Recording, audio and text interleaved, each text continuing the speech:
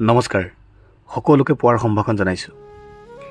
কেতিয়াবা এটা কথা মন কৰিছেনে বাৰু, আমাৰ জীৱনলৈ এনে কিছুমান মানুহ আহে, আহোঁতে তেওঁলোকে লগত লৈ আহে মৰমৰ এটা টোপোলা, যাওঁতে আকৌ দি যায় এটা ডাঙৰ বিষাদৰ টোপোলা।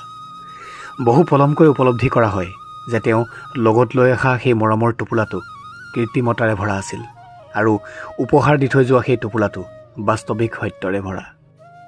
তেওঁৰ অভিমানৰ সাগৰত সাঁতুৰিছিলোঁ।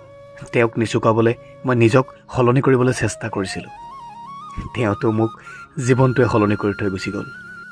বুজিয়ে নাপালোঁ তেওঁৰ ইমান ঘনিষ্ঠ হৈও তেওঁৰ লগত লৈ অহা সেই মৰমৰ টোপোলাটো ইমান কৃত্ৰিমতাৰে ভৰা আছিলনে? মই কিন্তু আজিও একে ঠাইতে ৰৈ গ'লোঁ, কাৰণ মই সুখী হোৱাৰ অভিনয় কৰিব নাজানো যে।